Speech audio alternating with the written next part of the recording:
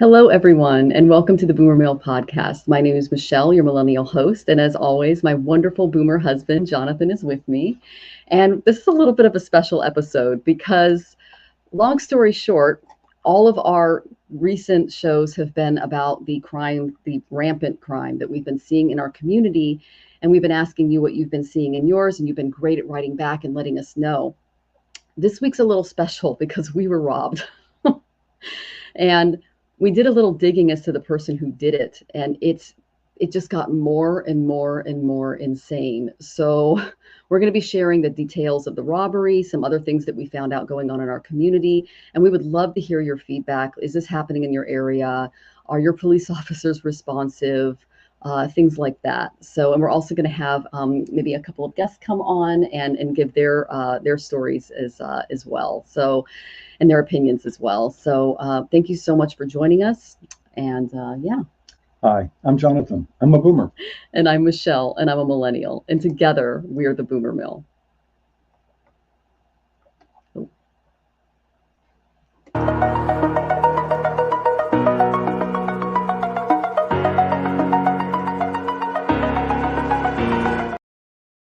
So we are actually live today, guys. So we're really excited to have you all here. We want to thank you all for joining us, and we're also going to have hopefully some people come on and give us their opinions as well.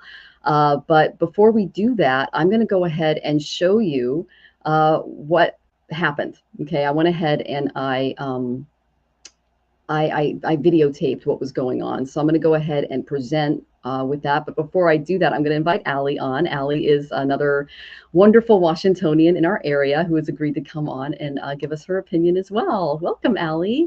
Thank you so much. Thank you. I'm glad to be here with you both. Oh, I'm glad to be here too. So we're just going to go ahead and just present what's going on here. So here we go. So this is the outside of the building. Now, guys, this is in another county. Jonathan and I both live in King County, and this took place in Pierce County because that's where I used to live and go to school. And Jonathan had a home there as well. And that was also the home that was destroyed by crime.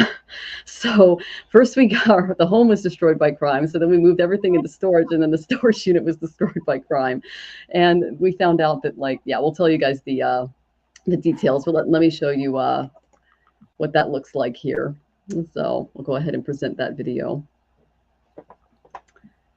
Okay. And thank you so we for your, just passed through the keypad, and we're headed So over that's to going in. our storage unit. As you guys can see, there are multiple points of entry that are locked in this building. We have the stairwell that is locked. We have another door that goes down here, which has a keypad, which I opened, which is locked. And then if you come over here, you have a locked front, and you need a key to get into the elevator. So it is really, really difficult to get into this building, guys. This isn't just your standard storage facility unit. So let's go downstairs. And I opened up that door for, hey, Jonathan. Okay, so let's look at the unit, guys. Here's our unit. And Jonathan unlocked it for me. So if you guys saw, multiple points of entry with locks. Now, as many of you guys know, I'm like the Marie Kondo in the relationship. And this did not look like this. Most of this stuff isn't even ours. So we came into a storage unit with a bunch of garbage in it, other people's furniture, books, things like that. Let me get my flashlight out so you guys can see a little better. And they just trashed the place. I mean, there's like a garbage disposal or something down there that belonged to somebody. There's like some just broken glass, old tchotchkes.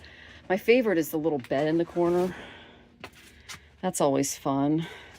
And then, yeah, that's, oh, and there we go. There's some toilet paper. So yeah, it looks like they came through the ceiling tiles, as you guys can see. And they removed the lights too. So that's why I have to use a flashlight down here. But I'll get up here on, there's like a little thing here I'll show you guys. It's put this down. Hey, babe.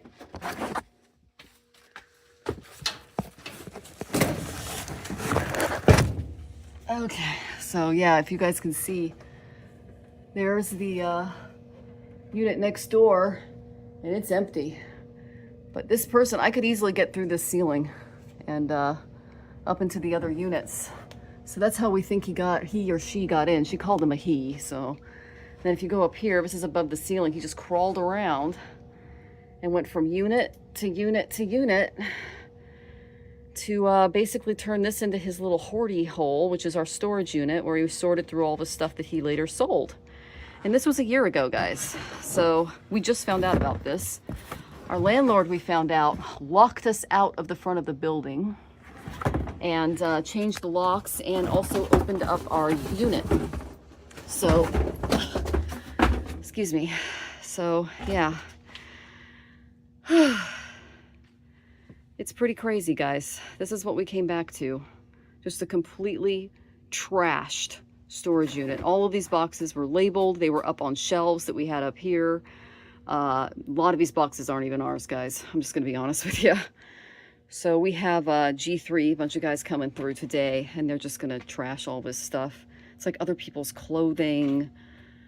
It's a mess. It's a mess. I mean, you could tell which bins are ours because they're, you know, neatly stacked for this guy's toilet paper. So, but yeah, it's really mind-boggling that someone can do this to another person. Again, all those boxes back there, those were not there. This is where we kept a lot of ammo, guns, things like that, no longer there. So we had a lock. We had a lock. There's a lock on this door here to get in, and then there's 2 locks upstairs. So what's your take on this, Jonathan? This used to be called the security building, ironically. The name of it was the security building because it was so secure. So they've completely turned it around. It's the insecurity building now. Wow. All right. Well, there you go.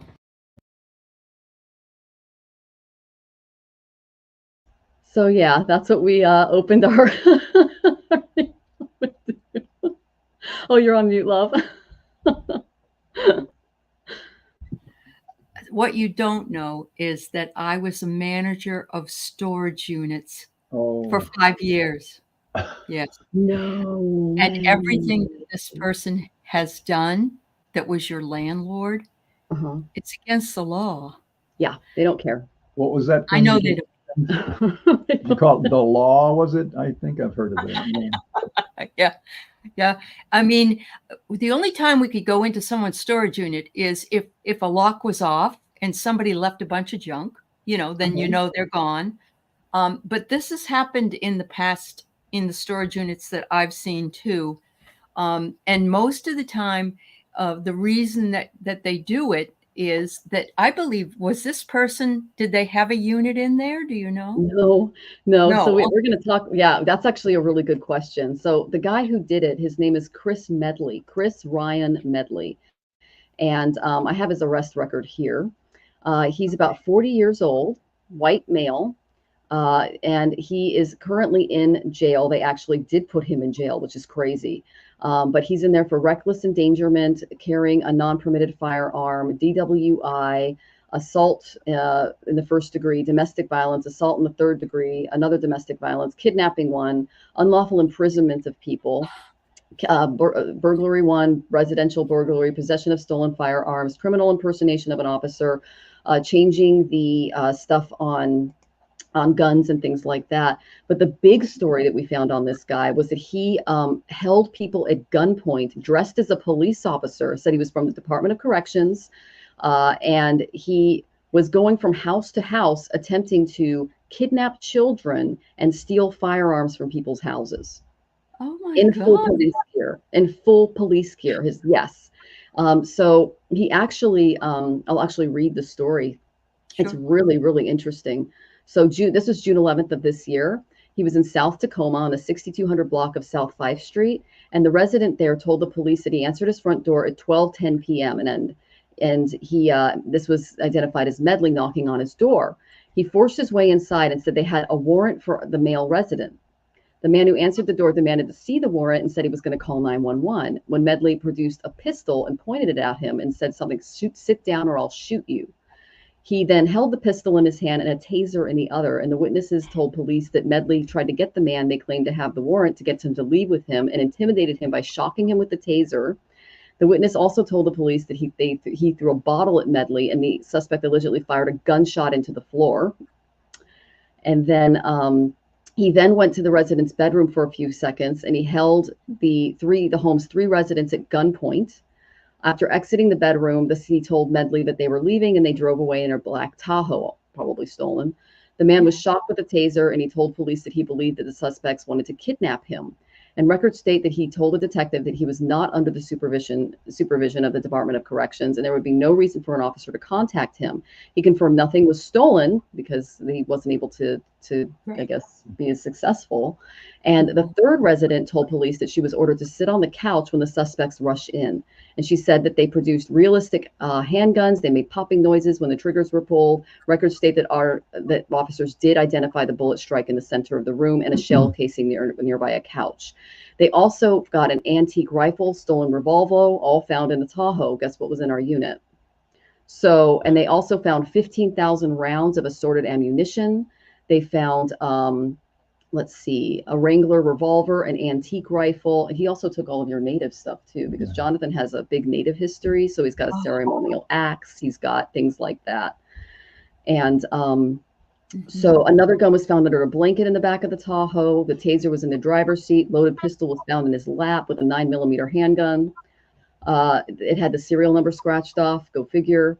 And so they eventually arrested him, and they were already on a separate case from July 31st for unlawful possessions and undetectable firearms. I wonder where he got them, because it wasn't just our unit. He got all the units. He got all the offices, the units, everything.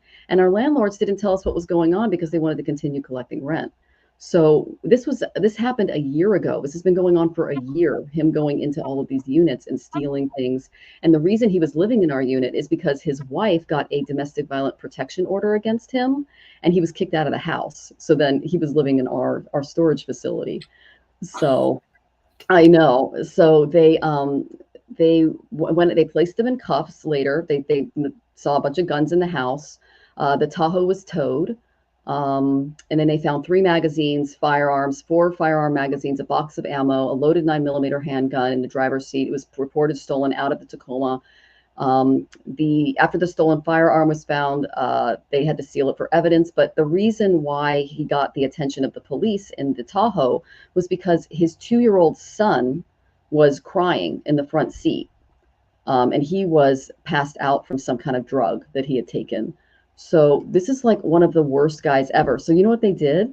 They arrested him, and then they let him go over the weekend, and then they let him out again. They let him out again. So it's like, crazy.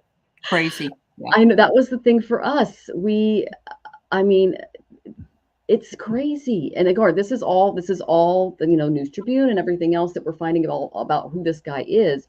And, there's a few photos that we have of him too, of him actually dressed as the police officers and things like that. And what happened was, do you remember what Billy said? He was the musician. Yeah. Yeah.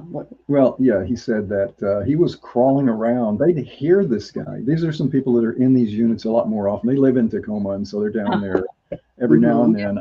We live miles and miles away. And again, it was storage. It wasn't stuff we were using on a day-to-day basis. But they would hear him rattling around in the ceiling, jumping from unit to unit. And so they'd when they hear this, they'd run down the hallway, try to find the person whose locker it was if they were in the building, and try to get the locker open so they could maybe, catch him. Probably it's a good thing they didn't catch him based on the amount of ammunition and guns that this guy had on him and with him at any point in time. But this was going on for a while. This was not once or twice. This was a shopping mall for this guy. And he was going in and taking stuff. People, again, this is a storage area that I had boxes that I didn't even remember storing when we got in there. And I went, oh, okay, this is where that old family stuff was, because I had storage there for years. Other people did too, but I mean, the amount of access that this guy had, just because there's a false ceiling and everything is open, basically he didn't need keys, because once you're inside, you just flip the lock, flip the deadbolt, and boom, you're good, you know. And this was going on for years. At least 1 year, because he said, I asked Billy when because I guess he's a musician and he does all of his music down there. So that, you know, and then we also have a lot of artists and things down there in the building as well. And so he literally like came through and like scared the living crud out of him, because he's in his music, you know, mode. And he's like, dude, you scared the heck out of me. Like, what's going on? And he just started like fighting, you know, just fighting him, trying to steal his stuff. And so he eventually, the musician, left for the night, locked everything up. When he came back, all of his stuff was gone, all of his music equipment, everything. He's like, how did he get in here? Ceiling. So he told the management, Teague's management, he told the police, he told a bunch of people. Nothing happened. Management did not alert anybody.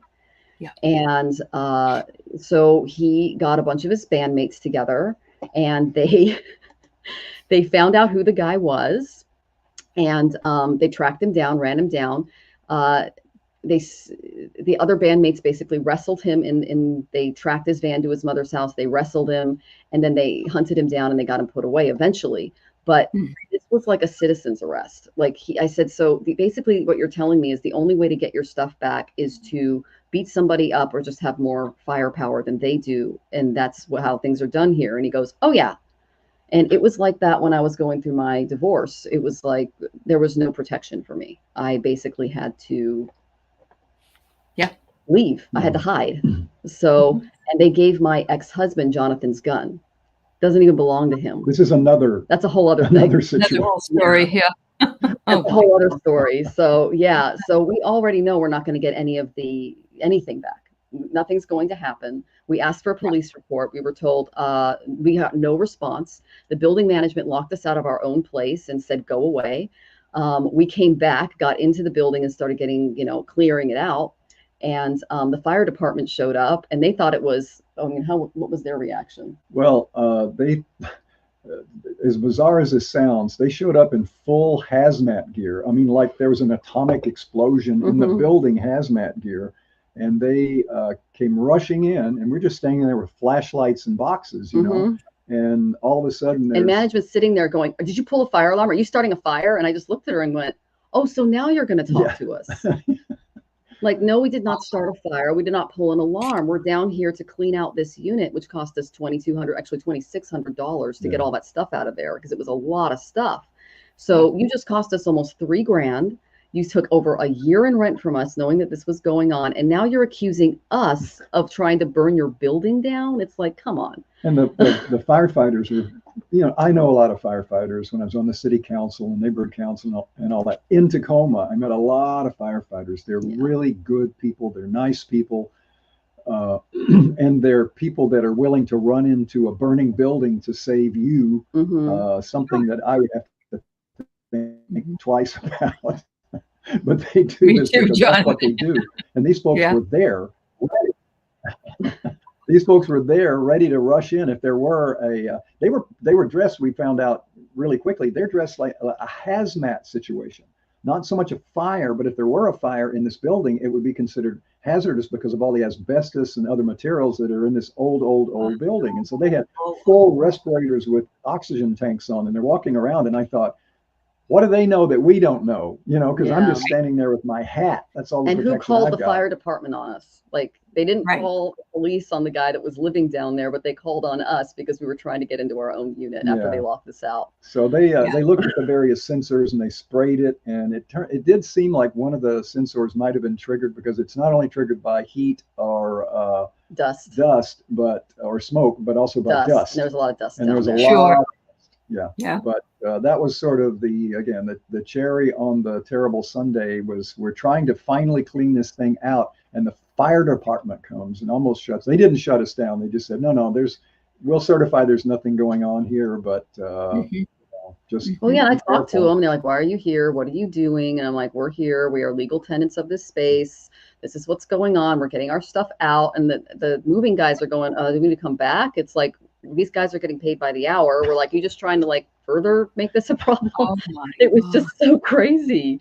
And so, yeah, Marina says, I'd launch a class action lawsuit against the storage company. I bet that would get their attention. Unfortunately, the courts are full. And what do you know about Tacoma courts? It's more like a hobby than a justice system. Yeah, I've had some experience with Tacoma courts and police, and I was actually, again, I was on the city council for a very short period of time, but I was on the neighborhood councils for decades. And we were the citizens that were working with the city council and also the police and fire and other departments to try to put a coordinated effort forward so that we could all have better circumstances. The police and fire would have the equipment they needed. We would have police and fire with the equipment that they needed, so we would be safer. And it really is like pushing a boulder uphill with your nose, and somebody occasionally helps and comes along and pushes with their nose, you know. But the idea that the system had fallen so far, so quickly in Tacoma. The other thing was just the state of the downtown area, Pacific Avenue from about 20th to A Street, basically is closed. Yep. Oh, I think I have some stuff for that, but yeah, it's all for lease, broken glass. It's crazy. The whole downtown Tacoma area. People sleeping behind the pillars of the former, bank really buildings. Huge bank buildings. And all the banks are gone, all boarded up. Yeah. And our building's almost completely empty. It's a huge office building. It's 6 stories, including a basement, and everyone's gone because it's not safe to work there. It's not safe to even walk down the street. Oh, and we also went to go get some coffee while we were waiting for actually went and got it for the guys that were helping us. We got a coffee run, and there's a really great little coffee spot called Method Coffee, and it's like a skateboard / art / like cafe. And we go in, and we noticed that like there's huge boarded windows, and I go, oh my gosh, did you guys have a smash and grab? And she goes, oh yeah, they're running cars through the buildings again. And I'm like, what? Again? And I'm like, that's happening up in where we live too, in King County. And she's like, yeah, it's every time they do it, it's like 20 grand. So we're just going to probably maybe keep that up there.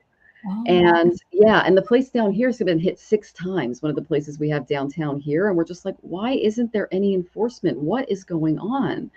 Yeah. So that's kind of what we're dealing with as far as that. But hi, Jeff. It's good to see you, sweetie. Yeah, it was one thing after another. And I said, oh, so she had a slight accent. I'm like, where are you from? And I said, California. And she goes, oh, I'm from San Francisco. I actually moved from San Francisco because they were doing cars through all the buildings there.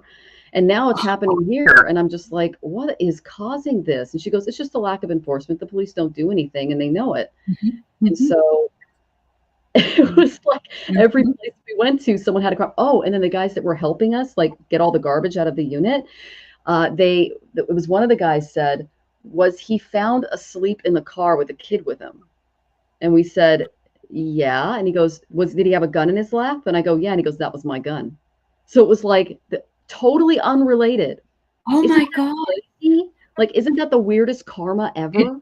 Yes, absolutely. And the fact that he set this little 2-year-old with him, he should be in jail for endangering him. Yeah. Well, reckless endangerment. And that's what one of the charges were. Right. But they literally just put him in jail overnight. We don't know if he's still in jail. We're not sure. We haven't been able to track it that far. But this guy has a record of just being a monster his whole life. He sounds like a monster. Yeah. Yeah. And he's not being held accountable, and he's in the right city for it. And so Jonathan and I are thinking next steps and things like that. But we're going to show a few videos. Are you okay on time, Allie? Oh, I'm fine. Yeah. Okay, great. I'm going to show a few videos of stuff that I found. Good to see you, Jeff and Marina, in the chat. Thank you for being with us, guys. We appreciate that. So this is a very famous YouTuber that we follow, and he actually did a story on what we're seeing in the Seattle area. This is another huge, huge thing that's going on. And I'll show you the Seattle story, and then I'll show you what made national news. Okay, here we go. Squatters. This guy just literally broke down my door. You shouldn't be trying to steal my house. Hey! You want to assault? You want to assault? My home. This is Seattle, Washington, a city where you can legally steal other people's homes. Are they going to pay your legal fees? Off the property. Are you going to pay rent this month? If you're on vacation, they can come. Anyone can say. How is this legally even possible? They fully moved in there. They had suitcases, bags, they had food in the fridge. Our children were traumatized by this experience. It goes back to the old times where it's like when you showed up and you took some land, I feel like that's the times we're getting back to. Being arrested. For what? For being in my own home. If the woman says it's her property and he says he lives here and she says they're squatting, she would have to go to court and go through the entire legal process to have him evicted. But I live here now. Oh, you do? Sure. Well, good for you. They'll kick me out.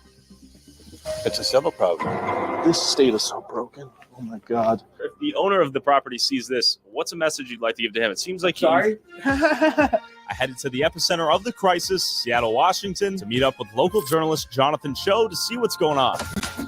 Who's been exposing the squatting epidemic and the broken laws protecting them, starting with...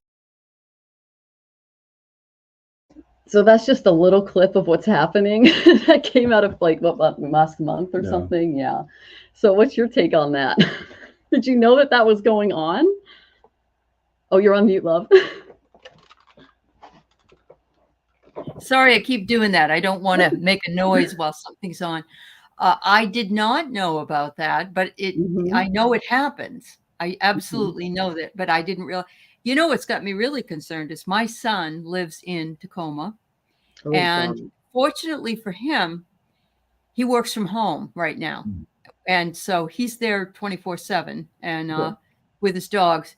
But if he has to, his job is over at the end of the month, and I don't know if he'll have to leave to go somewhere else. But I've got to make sure he sees what this is all about, because this is very, very disturbing. And I agree with you about Tacoma.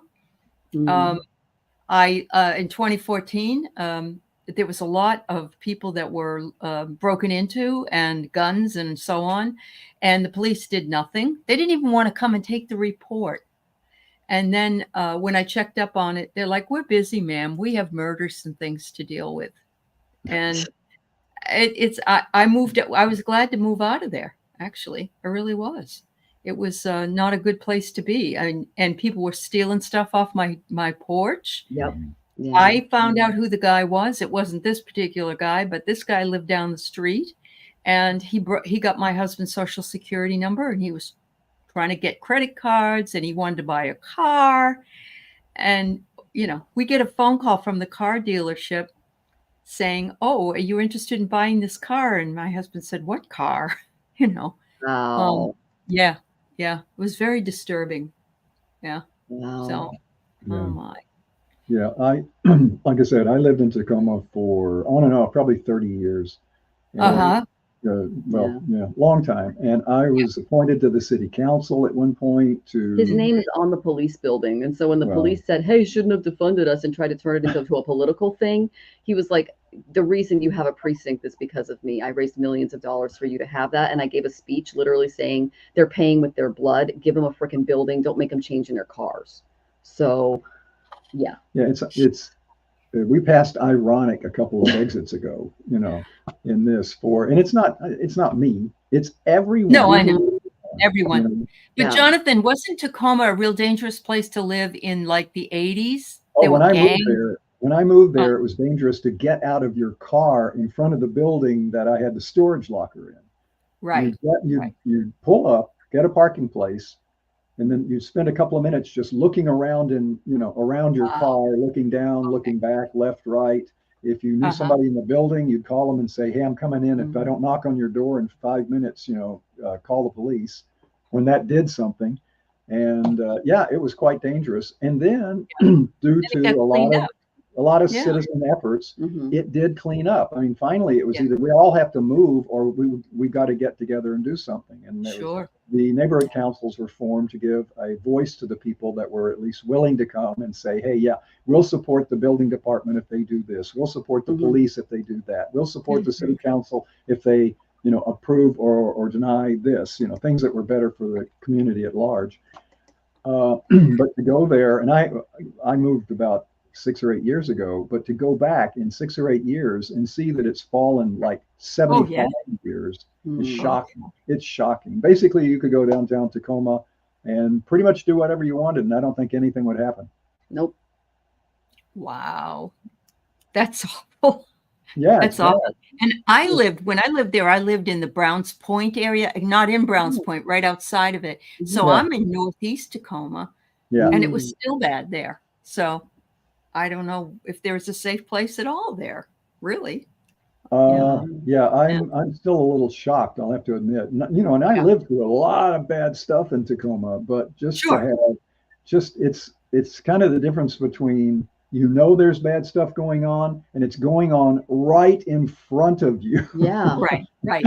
Happening directly in front of you. And nobody does anything about it, right? And you call the police and they say, what do you want us to do? Well, and what we're trying to determine is how far does the rot go? Because we're seeing a lot of crime happening in King County now too, and the police aren't doing anything. So like we said it was a couple of weeks ago when we had the show, we love to walk in the Juanita area of Kirkland. It's like a really beautiful little neighborhood. It's right on the lake. And we lived there for a few years. It was a wonderful place to live.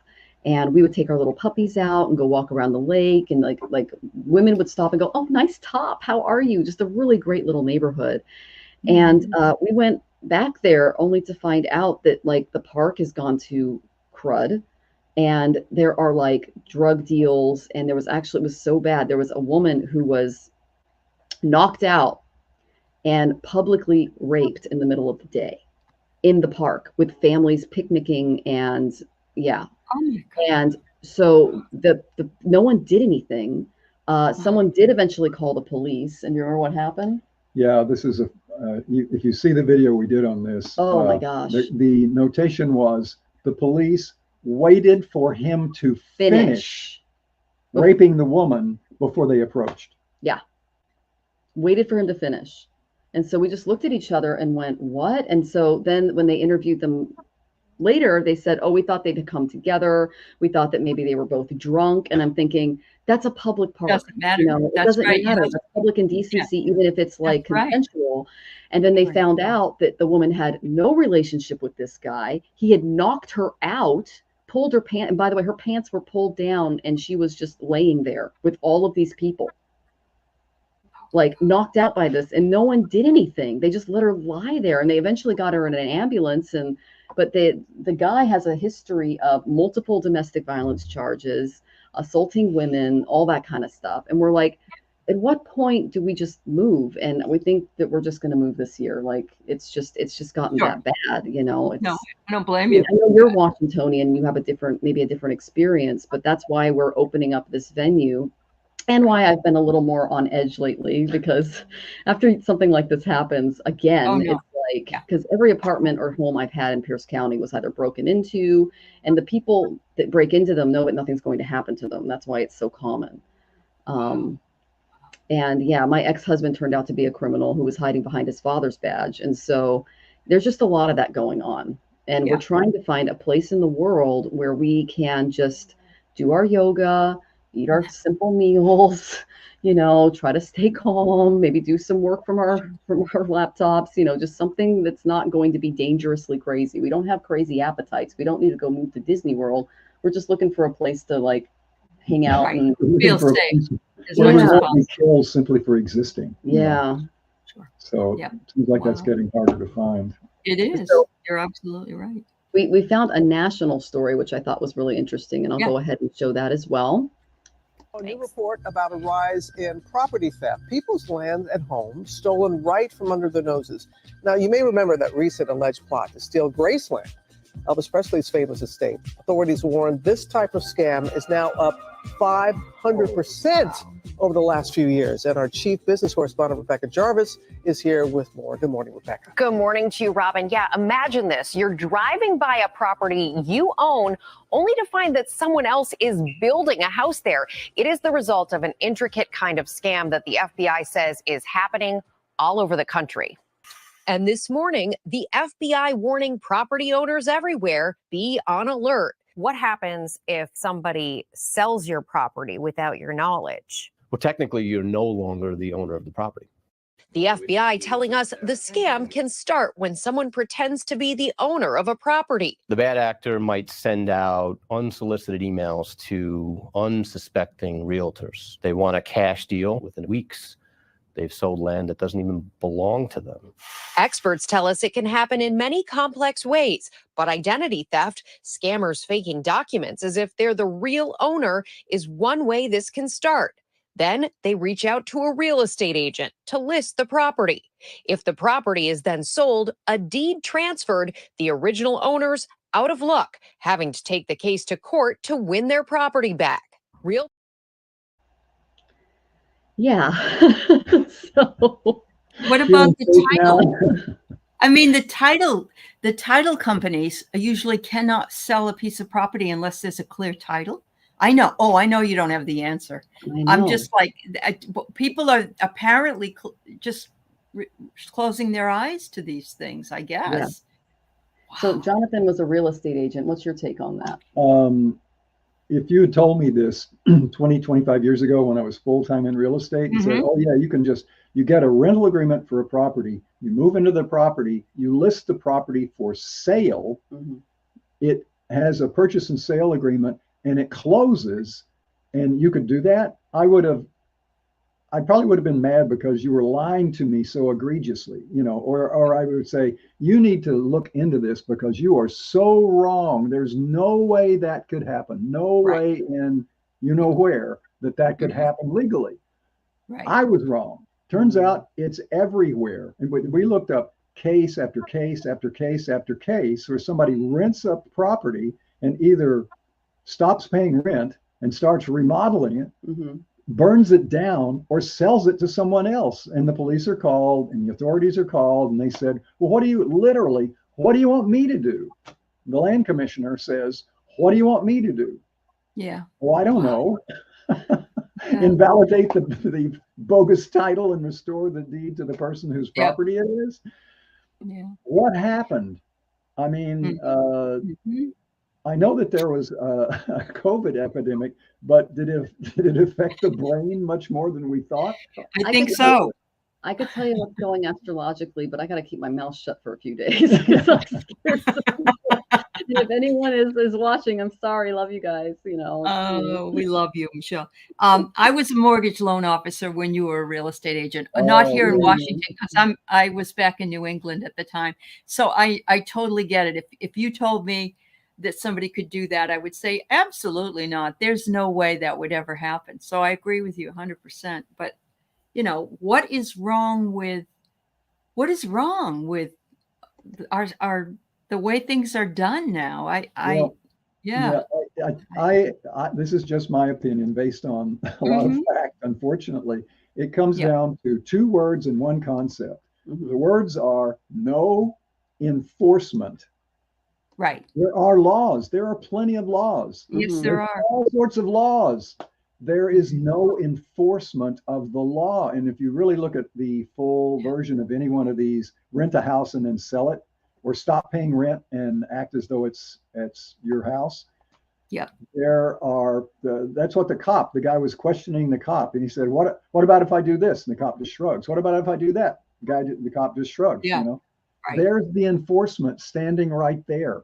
And he's saying, well, what about if I do this? And he said, okay, whatever. I don't care. The enforcement has stopped. This is a very frightening concept because we're based on a system of laws, checks and balances, which are backed up by laws. If the laws don't pertain anymore, there's going to be a lot of airplane tickets booked someplace where there is at least law with enforcement. We still have a lot of laws. They're just not enforced. Correct. Wow. That's amazing. Yeah. I mean, it blows your mind. But I thought I didn't realize it was so rampant because when this happened to me, like I said, it was like 2014, so 10 years ago. And I thought it was bad then. But I used to be I used to be able to go downtown Tacoma and, grab a coffee or go to the show or something like that. And I had no idea it was back to the way that it had been. It's worse. It's the worst, and Jonathan's ever seen it. And he moved there in 1980. So I moved there in 2001, but I was because I was going to UPS. But close to the north end was a lot safer. But I will say I did have an apartment, Old Town Apartments, right on 30th Street. And I came home from Christmas break and my whole place was just trashed. I mean, and it smelled like really gross. And then they got into the food and there was like Clockwork Orange in my VCR. It was like, what is going on? And so I called the police. That's what you do. And he actually showed up, which was nice. And he said, so did you give someone a key? And I said, no, I live alone. I'm in a studio. And he goes, why are you living alone? And I go, for heaven's sake. I'm not kidding. Why are you living alone? And I said, well, because I'm going to school at UPS. This is what I can afford. I'm getting my master's. He's like, well, do you have anything of value? He goes, you shouldn't leave things of value here. And I'm like, I'm a college student. Like, I don't have anything of value. I'm in debt, like right. If they tried to charge my credit card, they wouldn't get anywhere with it. Like, it was just like, sure. So I basically told him, I don't have any money. I don't have any support. So I'm doing the best I can here. And my rent, was $400 a month. And that included utilities, which was pretty freaking good for a nicer area of Tacoma. That's true. Again, this is the early 2000s. And this was back when I was a certified nursing aide and I was making $20 an hour. And I was also doing charts for $20 a piece. So $400 was awesome. But despite that, he said, you need to go, do you have a boyfriend? Maybe move in with your boyfriend, maybe get a roommate. And I'm just looking at him like, what? And he goes, you're not making good decisions. This is Tacoma. Don't you know where you live? And I'm like, why are you making this my fault? And he goes, because you should know this. And I'm like, so that was my experience with someone burglarizing my apartment. Oh my God. And then with my divorce, my ex took everything, my identity, everything. And it was just like, that was huge. He took your guns. Yeah. It was just, it was pandemonium. Another little anecdote. So there was a gun involved. It belonged to me.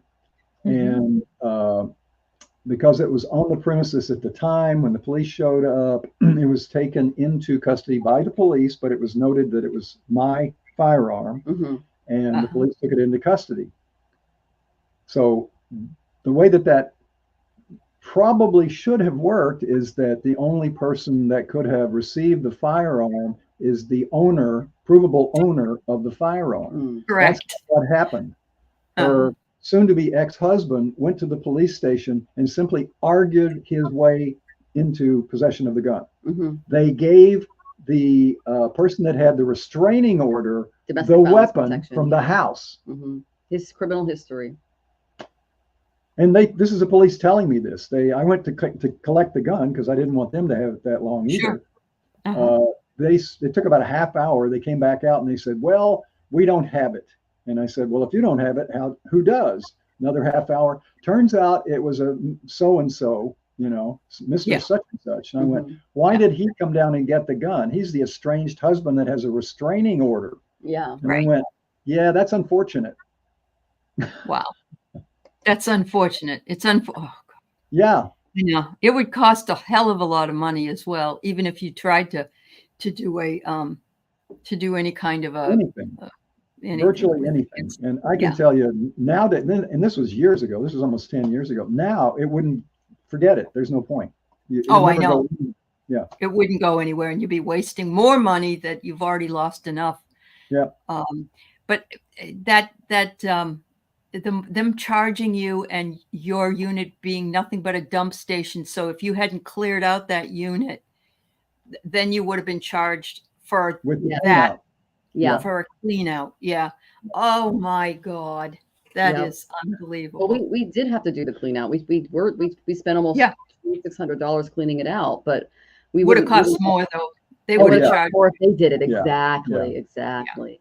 And they're still not in contact with us. They're ignoring all of our emails, all of our phone calls. I said they locked us out of the building. I mean, it was crazy. So, and thank you, Fatima. You're so sweet.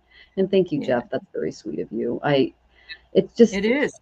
And then, we also know that our insurance company is not going to cover anything because after Jonathan's house was destroyed via crime, the State Farm just dumped him. Like just said, go away. We don't want to deal with you anymore. Yeah. They interviewed the guy that did it. He admitted to everything. The insurance company actually did an in-person interview with him. Said, did you do this? Did you do this? Did you do this? Did you do this? He admitted to everything. Yeah. He had another interview separately with the police, admitted to everything. And the result was a nice typed report from each of those agencies, which, of course, I guess is supposed to make me feel a lot better. And we just sent in the spreadsheet for the amount of damages that were done to the house and like what we were able to, like we had to fire sale it. It was we got $350,000 offer on the house, and we spent over that in damages. Over. So we ended up losing. We've ended up spending money to get rid of that house. Did you still owe a mortgage as well? No, the mortgage was paid off. Yeah, but we're now having to pay rent because we were going to either move into it or sell it and maybe get a condo or something like that. That's gone. We don't have any of that money left. It's just gone. And so now we're looking at maybe moving to another country or something like that. So, but I wanted to show you like one of the see if I can get it here. This is the guy that broke into the storage locker over the years. This is a picture of him in the car of the stolen vehicle. And this is one of, there's a little bit of a, you can see the person's not very happy. This is one of the tenants. And then this is him dressing up as in SWAT gear, going into people's houses and robbing them. And they were able to track him using his mother's minivan because he's living with his mom. So another one. That's what they do. That's what the man that stole all our stuff. He was a guy living with his mom. Yeah. Wow. I find that most criminals in Tacoma usually have a female supporter, either a mother, a girlfriend, a wife, something like that. That's been my experience. So, and I'm finding that going through Sati Sati, which is Saturn's transit over my moon, that's the theme. The theme is every single crime that's been committed against us was from a domestic abuser of some kind that's just being able to just go nuts.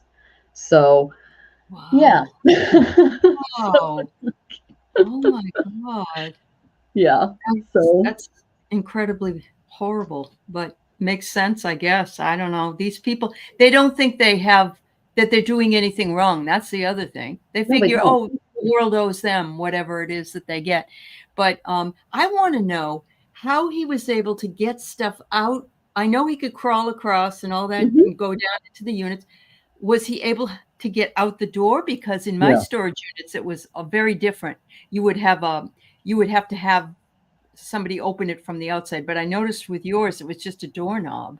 Yes. Well, it had a deadbolt and a knob lock, but once you're inside, because of the fire regulations, you have just a twist bolt, right? You can't have a double deadbolt. It's illegal to have a double deadbolt in the building now. Nowadays, you can do whatever you want. You know? And there's a gal, she's an artist. She has a beautiful art studio down there. And she basically put reinforcements on both of her doors and then on the inside so that he couldn't get in from either side. But she had to do that herself because the management wouldn't do anything.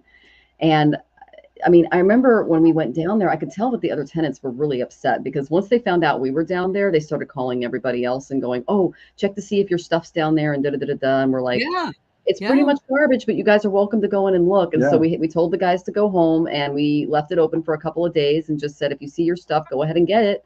But it was basically just all garbage and a lot of broken glass, a lot of shredded paper because the guy's an identity thief. That's just really big in Tacoma. So that was the main thing there. But yeah, he was able to get in and he stole weird thing, not just the firearms and bullets and stuff.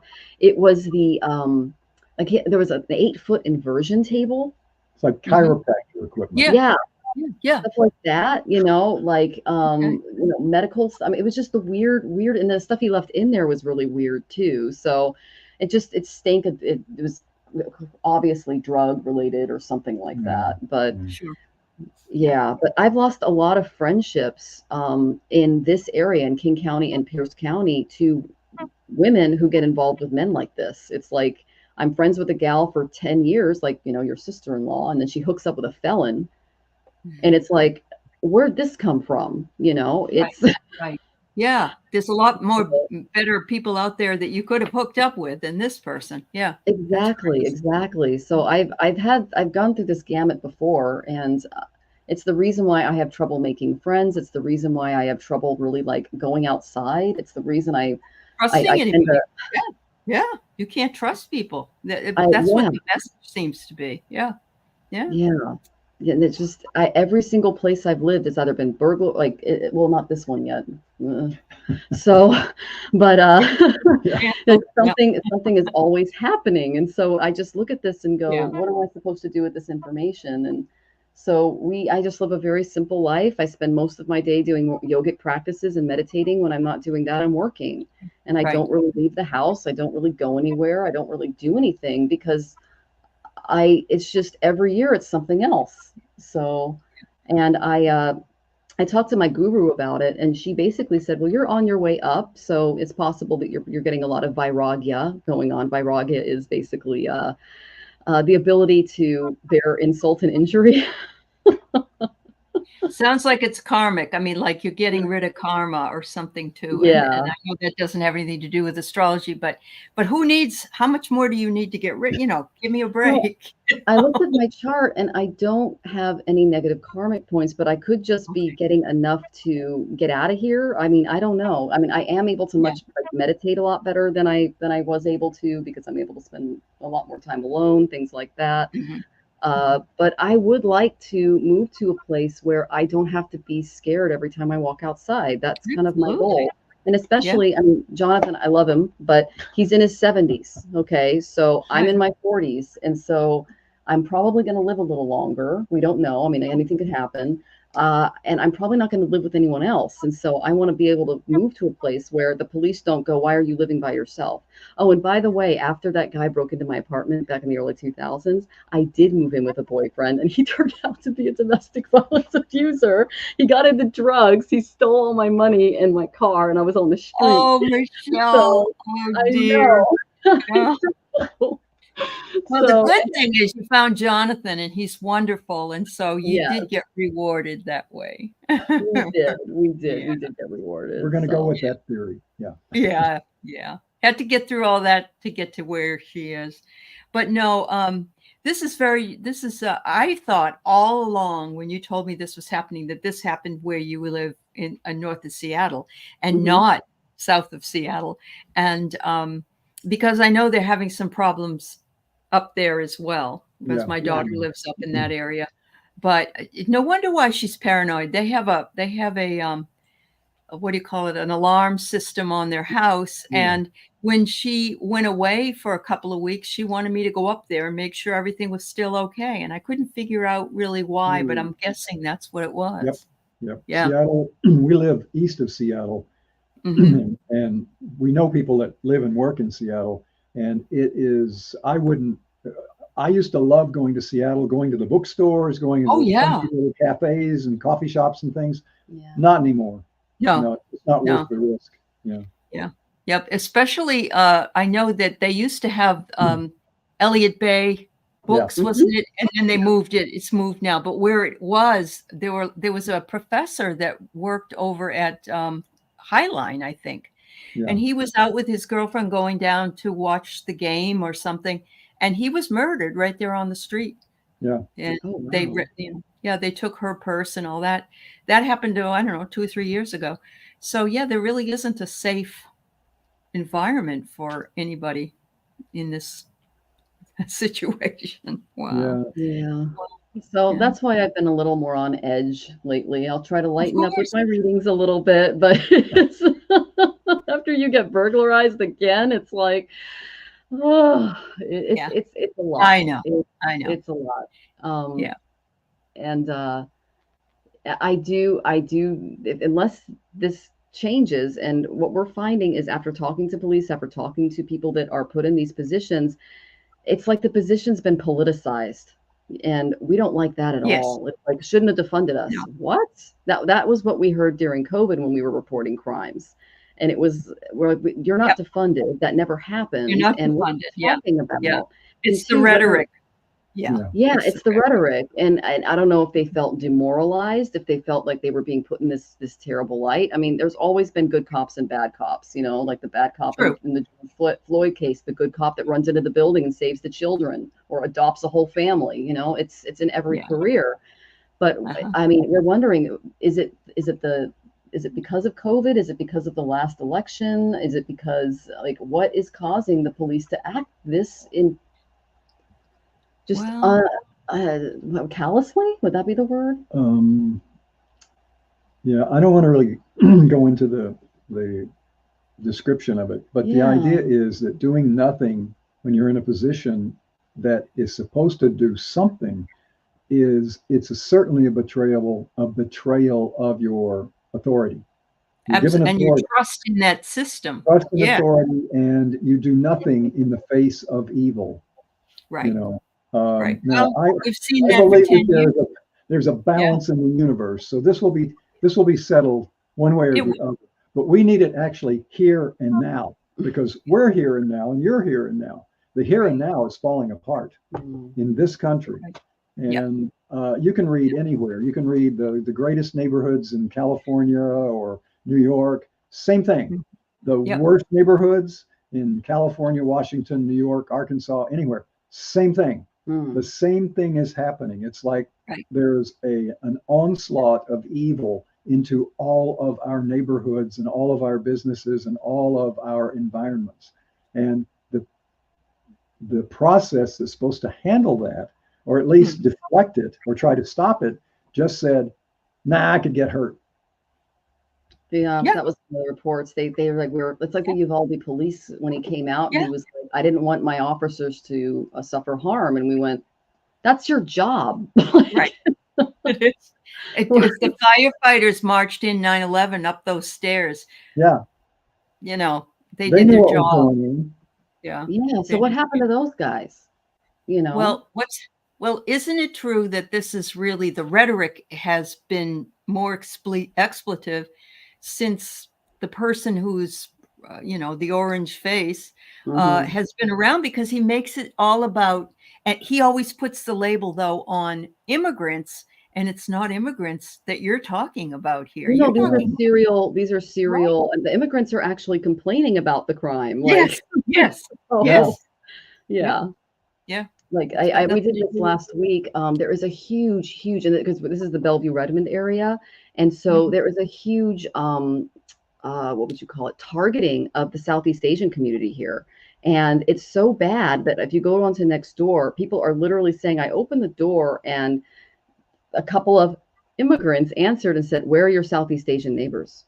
And they went, what? And they're like, they were there on a visa to steal from the Southeast Asian people, just a temporary visa to steal from them, because it got out that, they could literally, they're calling them crime visas. And so that some of them are immigrants, some of them are just here illegally on a visa for a little while. And in our circumstances, it's a bunch of people that have lived here, born here, citizens, just a typical white male with a record this long coming in and just doing what they want. So it's not really any kind of, there are demographics that are targeted because they know that the Southeast Asian community tends to have gold, they tend to have jewelry, they tend to have things that we keep our stuff in banks, they keep it in a safe. That's just, it's a cultural thing. Sure. And they know that. And so there was one woman who literally wrote this on Nextdoor and shared it. She answered her door and they said, where are your Asian neighbors? And she goes, excuse me? And they're like, where are your Asian neighbors? And she goes, go away. And she called the police and they're like, oh yeah, they're really targeting people right now. Be diligent, be careful. And she's like, what? Like, so you're making it legal, like for people to. Here's a Band-Aid. Here's a Band-Aid for you. I know. It's just like, so they're like, it's like immigrants are also suffering from this. They're being targeted. And if you find it, like, especially if they're brand new to the country and they don't know any better, it's like, especially older Indian women like mamajis and things out in their beautiful saris and their jewelry, they will pin them down, rip their clothing off of them, steal their cars, and head out in the cars. We have videos of this stuff. Oh my God. It's like these poor women. It's terrifying. You could just arrived in America and they're just getting like stripped in the street and their cars are getting stolen, So again, and the people that are doing this are either here on a visa knowing that they can do that here, or they're longtime criminals that just aren't going to prison because our legal system is just completely messed up. And so when we tried to, we did talk about lawsuits. We did talk about all of those things. And we do have a lawyer because this is also part of an estate because it's Jonathan's family. What did they basically say?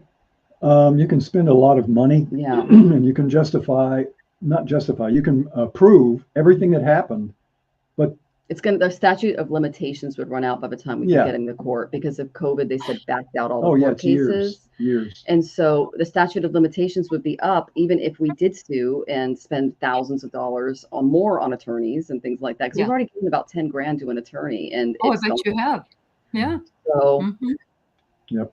And that was for the Wow. house, and that was involving the road contractor. That's a whole other story. Yeah, and he wasn't even from Washington, so that was crazy. Yeah. But yeah, so we're hanging in there, Allie. You wonder why I'm like, Yeah. Well, no, that's a lot of stress for the both of you, a very lot of stress. And Well, and I also know we're not the only people this is happening to. That's what makes If there's a bottom line here, we're a canary in the mine, but there's a bunch of canaries in this there's a mine. bunch of us. Yeah. Yeah. And so we're just adding our voice to this chorus. If you think that this is just an article on the news, you're right. It is an article on the news. It's not the only article on the news, and probably like 1 in 100 gets reported. Yeah. And 1 in That's true. 1,000 gets on the news. So this has become commonplace. That's the frightening thing for me as a It is classic frightening. rule follower. This has become commonplace, and there is no consequence for doing it. None that we've been able to find. So I haven't seen it either. That is some information that everybody needs to know one way or the other. You can call us liars. You can say we're weak and stupid. You can say we were just in the wrong place at the wrong time, until somebody's standing pointing the rifle at your forehead. That's right. You're right, Jonathan. Because we're all vulnerable. It's from this because they're not doing anything about it. So I think this was an important show. And I don't see it as any kind of whining or anything. I see it as a really good look at, what's going on behind the scenes that a lot of people probably don't have any idea about. So, yeah. Well, and that's why Jonathan decided to do the Boomer Mill. And it was because he said, I don't think people in your generation or your generation, like there's a lot of like infighting as to like regarding income and children and lifestyle and things like that. But if you look at it from a more macro perspective, we really need to band together more than ever in this country, like across the generations, across the race, across the genders, even across political parties. I doubt if you're a Trump supporter or if you're a Kamala Harris supporter, you want your house burglarized, and the fact that the police are, I don't know if they're turning this into a political issue or not. It feels like it, because it's like when they say shouldn't have defunded us and they're looking at you, it's like, really? Like, so yeah, but that's scary that they're so totally ridiculous that they don't even know that's not true. But then again, we have some cult members out there, then they buy into the narrative that they hear over and over again. So, they do. And that's what makes it, that's why I was bringing up Civil War during the show yesterday and everything else. It is in the United States chart. I compared it to the previous Civil War, and the last eclipse is what really brought it through. It was that April 8th eclipse that we had. And I'll try to be a little nicer, but I'm in my delivery. But yeah, if anyone out there is watching, I love you. Apologize for my what do I say this? The truth delivered without tact, blunt analysis of what's going on. So I didn't have my my happy filter on. It got disintegrated. So, and then and then right after we left, your teeth fell out and a bunch of other stuff happened, and so it was just like we did not have a good week, guys. No, it's stressful. Yeah. Wow. So no, I love it. I love it that I'm a boomer too. I'm, almost 70. So, and I think it's important also to let people know that a boomer is not always this person. Yeah.